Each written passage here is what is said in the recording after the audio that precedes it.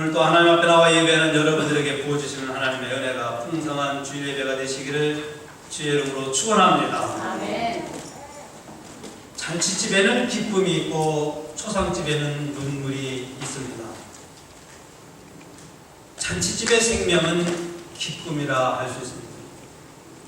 청함을 받은 사람들이나 청한 주인이나 잔치집에는 서로가 기뻐하는 기쁨이 있어야 잔치다운 잔치집이 될 수 있습니다. 근데 만약에 잔치집에 기쁨이 없다고 하면 아마 초상집같이 슬픈 잔치집이 될 것입니다. 음식도 잘 준비했는데 사람도 많이 왔는데 기쁨이 없는 잔치집은 의미가 없는 것입니다. 바리새인의 지도자 중에 한 사람이 예수님을 초대했고 예수님뿐만 아니라 많은 바리새인들도 자기 집에 초대를 했습니다. 그리고 그 초대되어진 사람들 가운데는 예수님 앞에 고창병을 앓고 있는 한 병자가 있었습니다. 왜 이 바리새인의 두 영은 많은 바리새인들과 그리고 고창병 걸린 이 사람을 자기 집에 초대했을까요? 그리고 그 환자를 왜 예수님 앞에 앉게 했을까요? 고창병이란 몸에 물이 생겨갖고 이 몸이 그냥 퉁퉁 부어서 썩어져가는, 살이 썩어져가는 병이에요.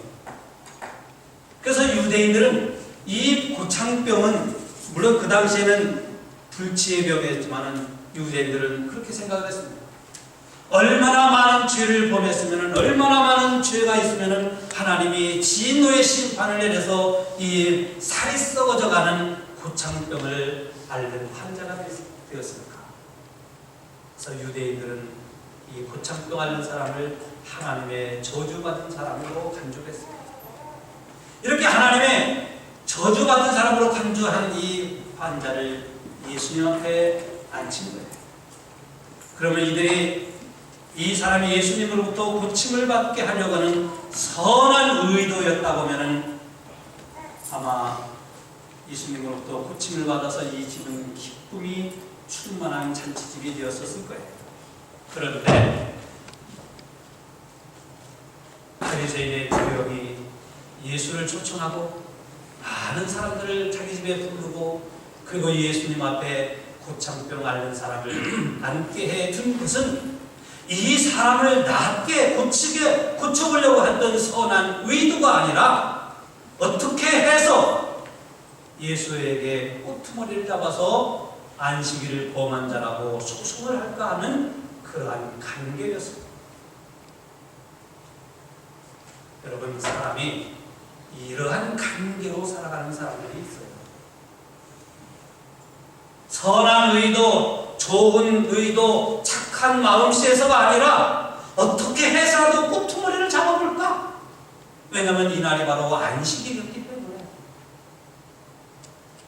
이런 사람들이 모여있는 잔치집에는 기쁨이 있을 리가 없죠. 이런 사람들이 있는 곳에는 누구든지 누구에게 어떻게 해서 꼬투머리를 잡아보려고 하는 그런 사람이 모인 곳에는 기쁨이 있을 수가 없습니다.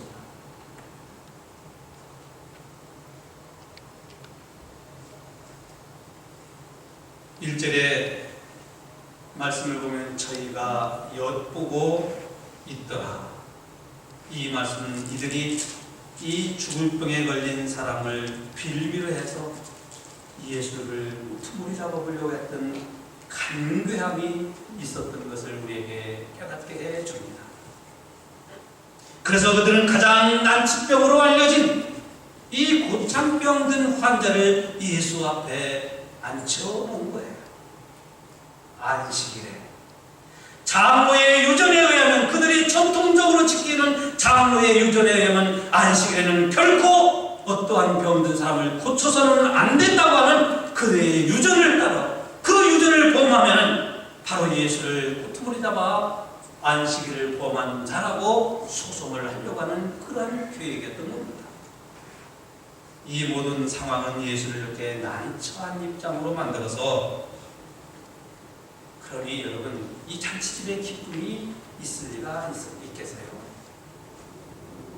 이처럼 예수님을 초대한 바리새인의 두려움은 그런 좋지 못한 의도, 간교함을 가지고 있었던 거예요. 조금 전에도 말씀을 드렸지만 여러분, 우리가 인생을 살아도 이러한 의도로 이러한 마음을 갖고 살아가는 사람이 있다고 하면 아마 그 사람은 오늘 본문에도 그렇지만 자기의 덫에 걸리는, 자기가 먹은 자기 덫에 걸리는 그러한 인생이 될 수밖에 없을 거예요. 근데 예수님은 이러한 관계를 아시고 왜 그러면은 이 초대에 응하셔서 그 집에 가셨을까 하는 거예요. 여러분 중에 혹시 누군가 여러분을 초청해가지고 여러분이 무슨 말에 실수를 할까, 잘못을 할까, 무슨 끄트머리를 잡을까, 그런 거를 알고도 우리 집에 와서 밥을 먹자 해갖고도 만약에 갔다고 하면은 그 사람을 가르쳐서 지혜롭다고 할 사람은 아무도 없을 거예요. 알고도. 그럼 예수님은 왜 알고도 이 바리새인의 두령의 집에 초청에 응하셨을까 하는 점입니다. 배가 고파서 정말 떡을 드시고 싶어서 가셨을까요? 아닙니다. 예수님이 그 초대에 응하신 것은 어떠한 음모와 어떠한 간교에도 피하지 않으시겠다고 하시는 예수님의 마음이에요. 그래서 지난주에도 말씀드렸죠. 사람들이 예수님에게 와서 헤롯이 당신을 죽이려고 하니까 이 옷을 빨리 입혀서 도망가라. 그러나 예수님은 뭐라고 말씀하셨어요? 나는 내가 가야 할 길로 가리 하시면서 말씀을 전하시고 병든 사람을 고치시고 예수님이 하셔야 할 사역을 계속하시지 않았습니까? 그러므로 예수님이 이러한 관계를 알고 있음에도 불구하고 이 바리새인의 두령의 집에 가셨던 것은 예수님은 메시아로서 그분이 해야 할 사역을 어떠한 환경과 어떠한 계획과 음모가 있더라도 그곳에 가서 예수님이 메시아로서의 사역을 감당하고 그러한 사람들에게도 복음을 전해야 되겠다고 하시는 그러한 메시아의 능력, 메시아의 권세로 가신 거예요. 예수님이 사람들을 대할 때는 그 사람의 지위나 그 사람의 소유의 유무에 따라서 예수님이 그 사람을 대하고 오고 가고 그러지 않으셨어요. 목회자도 마찬가지예요. 목사님 우리 집에 10만 오셔야 됩니다. 그런데 그 집에 부부자집이면 얼른 가고 가난한 집이면 아이 글쎄요 나 바쁜데요 안 가요. 만약에 목회자가 그런다고 생각해 보세요. 목사님 우리 집에 오셔서 기도하시고 우리 집에 오셔야 되는데요. 우리 집에 오셔서 식사하셔야 되는데 근데 그 집에 잘 차렸다고 가고 어떤 집은 못 차렸다고 안 가고 그러시면 만약 그러면 목회자가 어떻게 되겠어요? 예수님도 마찬가지예요. 예수님은 그래서 메시아로서 어떤 상황과 어떤 환경에서도 가셔서 그 관계를 이기시며 복음을 전하시고자 하시는 그 예수님의 사역의 사명 때문에 예수님은 가신 거예요. 그래서 예수님은 늘 죄인들을 만나 주셨고 병든 사람 찾아가 주셨고 때로는 세리에게도 때로는 장녀에게도 때로는 사람들이 버림받은 사람들을 만나 주셨던 거예요. 그래서 성경은 예수님을 가리켜서 죄인의 친구라고 그렇게 말씀을 하고 있습니다. 그러므로 오늘 우리도 마찬가지입니다. 여러분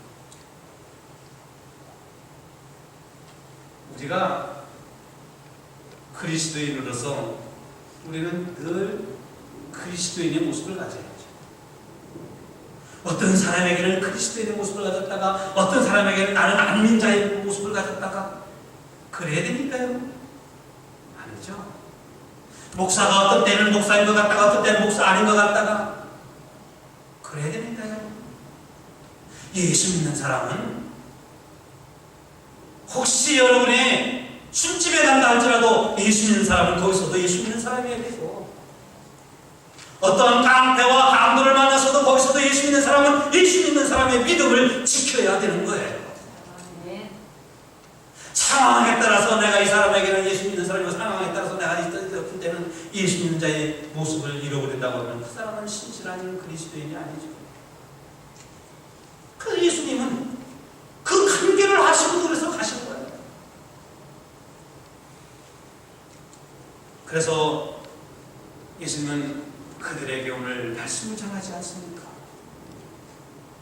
교만한 자가 되지 말라고, 높은 자가 되지 말라고 예수님은 그들에게 말씀을 전하지 않아요. 예수님에게 있어서 모든 기회는 다 메시아로서의 사명을 수행하는 사역의 기회로 삼으신 겁니다. 그래서 고린도전서 10장 31절 말씀을 보면은 너희가 먹든지 마시든지 무엇을 하든지 다 하나님의 영광을 위하여 하라. 하나님의 영광을 위하여. 저와 여러분들이 무엇을 하든지, 무슨 일을 하든지, 가정에서 하든지, 사업장에서 일을 하든지, 교회에서 교회를 섬기든지, 무엇을 하든지 하나님의 영광을 위하여 하라는 거예요. 그래서 헬라인에게나 유대인에게나, 유대인은 누구예요?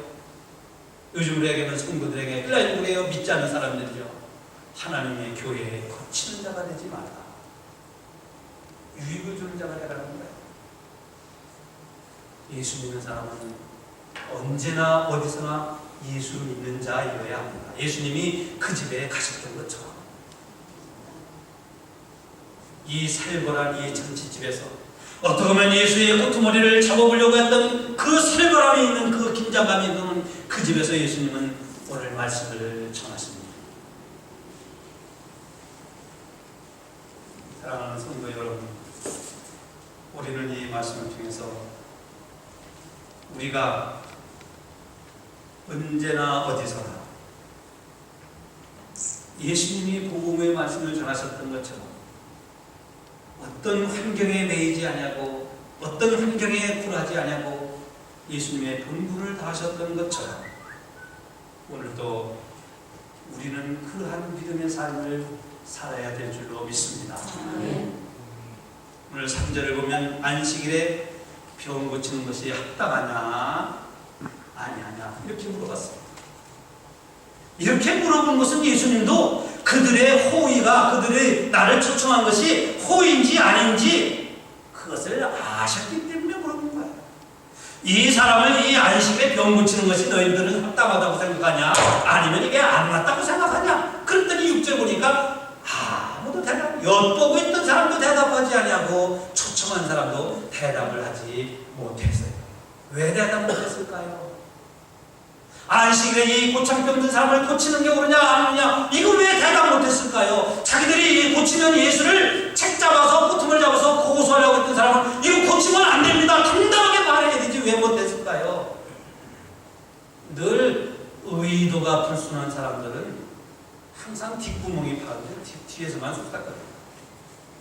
뒤에서만 당당하면 안 됩니다. 장로의 유전에는 안 됩니다. 그렇게 말해야 되지 않겠어요?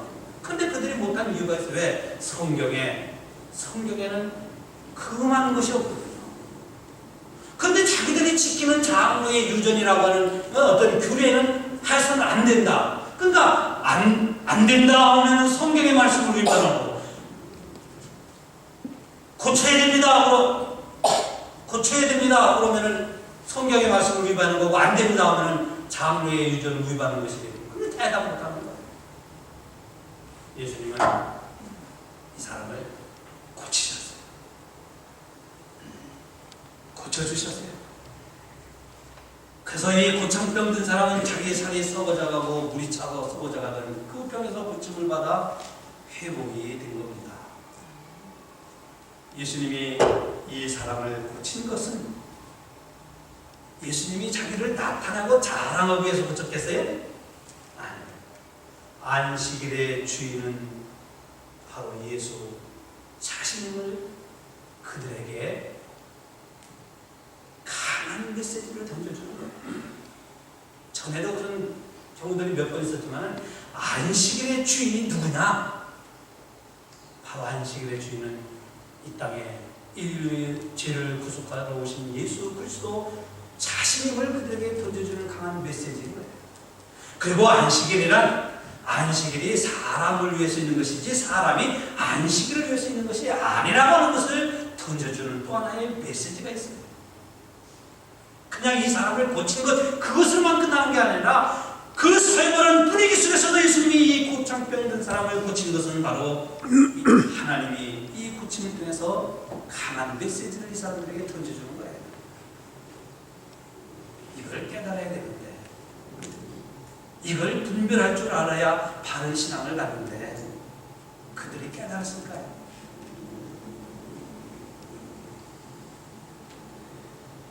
예수님은 고소할 증거를 찾기 위해 예수님을 초청했던 바리새인들과 율법사들 분 앞에서 고창병 든 사람을 고쳐주시고 그를 돌려보내셨습니다. 그러시면서 예수님은 이렇게 말씀합니다. 너희 중에 누가 아들이나 소가 우물에 빠졌으면 안식일에 끌어내지 않겠느냐. 근데 사람은 고쳐서는 안 된다는 거예요. 이게 말이 됩니까? 이게 바른 신앙입니까? 이게? 아니, 소나 자기 자식이 우물에 빠졌으면 건져내야 되는데, 가축도 건져내는데 왜 사람은, 병든 사람을 안식일에 고쳐서는 안 된다는 거예요. 예수님이 고치시는 것은 물론 안식일의 주인과 안식일을 주는 메시지가 있지만은 이 유전보다도, 자기들이 만들어 놓은 그 유전보다도 더 중요한 건 뭐냐? 안식일에 하나님이 주시는 생명의 회복이 있어야 한다는 거예요. 생명의 회복. 그래서 오늘 여러분들이 하나님 앞에 나와 예배드릴 때에 하나님이 여러분에게 주신 생명의 회복의 역사가 풍성하시기를 주의 이름으로 축원합니다. 아멘. 그래서 우리는 오늘 이 성일에 하나님께 나와 예배를 드립니다. 이 유대인들, 이 바리새인들은요, 병든 사람을 안식일에 고쳐서는 안 된다고 하는 자기의 생각, 자기 집착이 신앙이 된 거예요. 신앙. 여러분, 근데 오늘 예수님이 이 사람을 고친 것은 조금 전에도 말씀드린 것처럼 안식일은 사람을 위해, 여러분, 이 주일은 여러분들을 위해서 이 주일이 있는 것이지 여러분이 주일을 위해서 있는 게 아니에요. 이 주일에 하나님 앞에 나와 예배드리는 여러분들에게 생명의 회복과 치유의 회복과 싸움의 역사가 일어나고 하나님의 소망과 위로와 능력을 주시는 하나님의 역사와 은혜와 생명이 여러분에게 주어지는 이 주일이 바로 여러분들을 위해서 있는 줄로 믿으시기 바랍니다. 네. 그래야 이 주일을 성수하고 주일에 하나님 앞에 나와 예배하는 것이 기쁘고 감사하고 즐거워지는 거예요. 아이고, 오늘 또 주일날 교회 가야 되나 이거 얼마나 부담이 돼요. 근데 오늘 또 하나님 앞에 나가 예배를 드리면 하나님이 나에게 풍성한 은혜를 주시고 내가 사람들과의 관계 복잡하고 탑사하고 탄환한 그런 일을 뛰고 상하고 무거운지 하나님이 또 저주시고 나에게 용기와 위로와 신통을 주시지. 그러니까 내가 오늘 또 주님 앞에 나가 예배를 드려야지. 이러한 믿음으로 여러분 나오신 줄로 믿습니다. 아멘. 그런 분들에게 하나님께서 위로가 소망이 넘치는 거예요. 근데 오늘 이 집에는 어떤 사람들을 만나겠습니까? 여러분, 저와 여러분은 마찬가지. 저도 목사인데요. 아니, 목사라고 해서 주말이면 어디 놀러 가고 싶지 않고 주일이면 어디 낚시질이나 저는 골프는 쳐보지도 안 했지만 골프 가고 싶고 여행 가고 싶고 그런 생각 없겠어요? 여러분도 다 그런 생각 있잖아요. 일주일 동안 열심히 일하다가 주일날 되면 친구들 찾아와서 놀러도 가야 하고 빨래도 해야 되고 김치도 담아야 되고 일주일 동안 열심히 하다 오늘 하루 쉬는데 할 일이 얼마나 많습니까? 근데 여러분들 왜 오늘 여기 이렇게 주일날 이렇게 나왔습니까? 여러분 왜 나왔어요? 오늘 이 주일에 하나님 주시는 은혜를 덧입기 위해서 나온 거예요. 아멘. 하나님이 주신 생명을 덧입기 위해서 나온 여러분들에게 오늘 생명의 회복의 역사가 풍성하시기를 다시 한번 축원합니다. 아멘. 안식일에 이 병을 고친 것은 바로 예수님이 이 메시지를 던져주는 거예요. 근데 이 사람들이 그걸 깨달았으면 되는데 깨닫지 못하니까 그 집에는 잔치집에도 기쁨이 없는 거예요.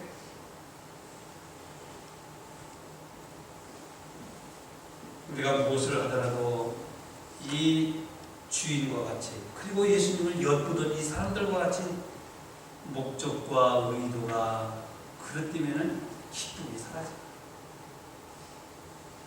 여러분, 예수가 있는 곳이라고서 다 기쁨이 있는 게 아니에요.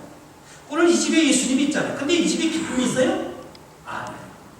여러분, 예수님은 여러분의 집에도 있고, 우리 금단교회도 있고, 다른 교회도 있고, 여러분의 일터에 있고, 어디든지 하나님이 다 계시고, 예수님은 어디든지 다 계셔. 그런데 다 있다고 해서 예수님이 기쁩니까? 예수님이 있는 이 집이 여러분 기쁩니까? 안 기쁘잖아요. 왜 그럴까요?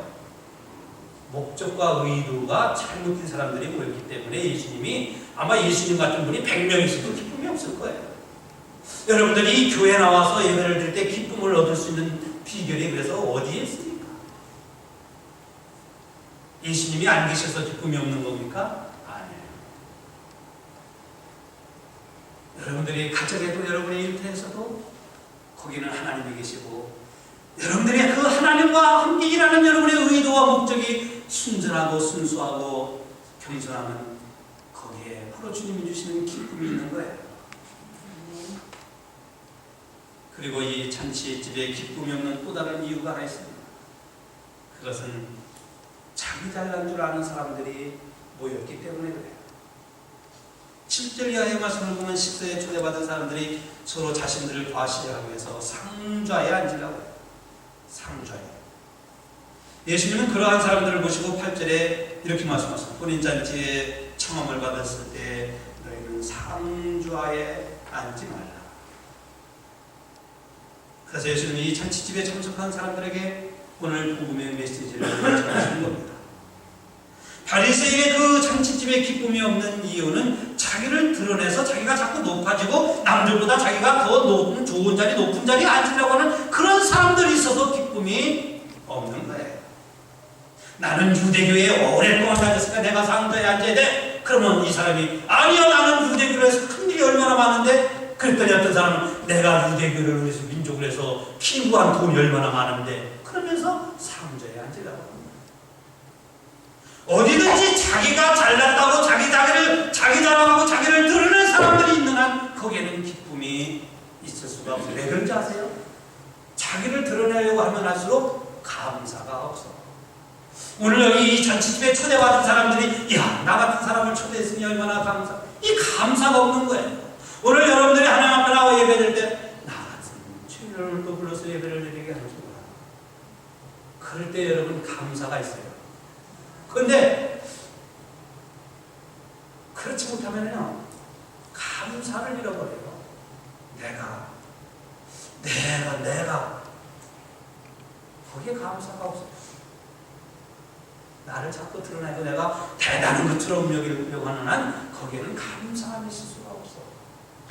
여러분 집에서도 말이에요.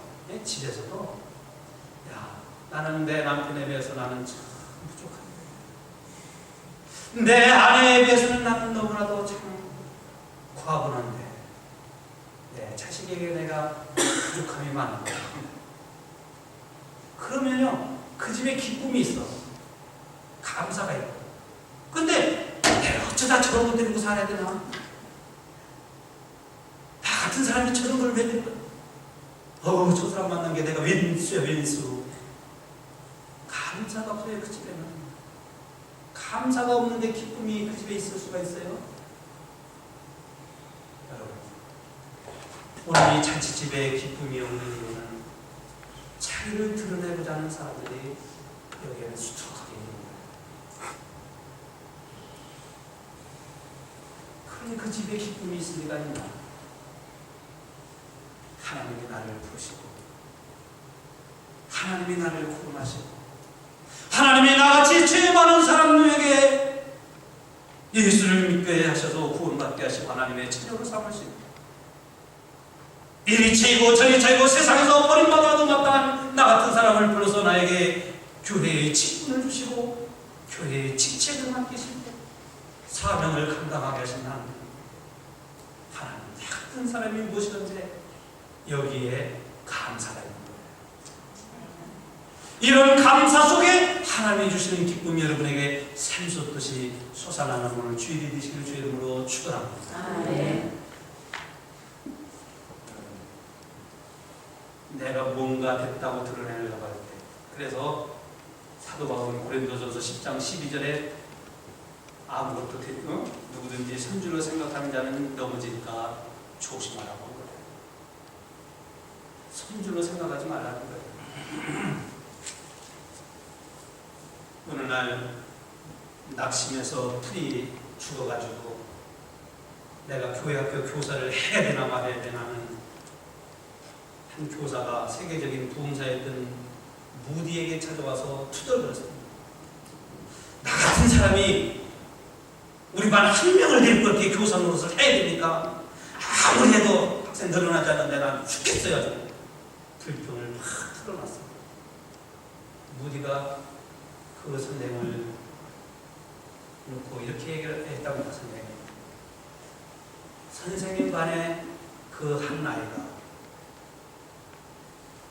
루터가 외쳤던 종교 혁명의 그 정신이 그 어린 학생에게 그 신령 속에 흐르고 있는지도 모릅니다. 그 어린 아이가 존 낙스와 존 웨슬리 같은 위대한 하나님의 종이로 성장하고 있었는지 모릅니다. 이 어린 아이 한 명이 얼마나 소중합니까? 그때 이 선생님이 이 이야기를 듣고, 그렇구나, 비록 내가 한 명을 데리고 교사를 하지만 이 어린아이가 커가지고 존 낙스와 존 웨슬리 같은 위대한 종교의 천자가 될 수도 있겠구나. 여기에 감사, 나 같은 사람이 이런 위대한 일꾼이 될 사람을 교사하고 있다고 하는 그 자신이 너무나도 감사해서 교사의 직무를 잘 했다고 하는 그런 일화가 있습니다. 여러분, 이 잔치집에는 분수를 모르는 사람들을 위해서 기쁨이 없어요. 여러분, 자기의 분수를 알면은 이 자기 위치, 자기 신분, 자기 처지가 어떤지를 알아요. 오늘 예수님께서 이 참석한 사람들에게 상좌에 앉지 말라, 그리고 말석에 앉으라, 이 말씀은 어떤 뜻이냐? 자기 분수 좀 알아보는 거예요. 자기 분수. 자기 분수를 한다는 게 뭘까요? 자기 자신의 부족함을 늘 깨우치는 게 분수하는 거예요. 내가 얼마나 부족한 사람이야. 내가 얼마나 못난 사람이야. 내가 얼마나 그럴 때에 낮아지고 감사와 기쁨이 솟아나는 거예요. 어느 날 율법을 스스로 잘 지킨다고 하는 사람들이 씩씩거리면서 가늠하다가 현장에서 붙잡힌 여자를 데리고 예수님 앞에 왔어요. 그래서 이 사람은 씩씩거리면서 사람들이 돌을 하나씩 들려잡고 현장에서 가늠하다 잡힌 이 여자를 율법의 돌로 쳐 죽이려고 하는 그런 마지막 찰나에 예수님께서 뭐라고 말씀하셨습니까? 너희 중에 죄 없는 자가 먼저 돌로 치라. 이 율법적으로는 자기들이 흠이 없고 의롭고 똑똑하고 바르다고 하는 이 사람들이라 할지라도 너희 중에 죄 없는 자가 먼저 돌로 치라고 하시는 예수님의 말씀을 듣고 양심의 가책을 받아서 자기들이 들었던 돌을 놓고 돌아가고 말았습니다. 여러분, 나 자신이, 나 스스로가 무언가 부족하고 나 자신이 뭔가 허물 있고 죄악된 것을 여러분들이 스스로 깨닫지 않는 한 여러분이 속해 있는 가정도, 여러분이 속해 있는 어느 단체나 이 교회도 기쁨에 있는 곳이 될 수는 없을 거예요. 우리 모두는 보이지 않고 나타나지 않을 뿐이지 나약함과 추함과 부족함과 잘못과 실수와 허물을 다 안고 살아가는 사람들. 이 잔치집에도 이러한 사람들이 있었다고 하면은, 자기의 부족함을 알고 있는 사람들이 있었다고 하면은 기쁨이 없는 잔치집으로 전락하지는 아니했을 겁니다. 그러므로 우리는 늘 자신의 부족함을 깨달아야 합니다.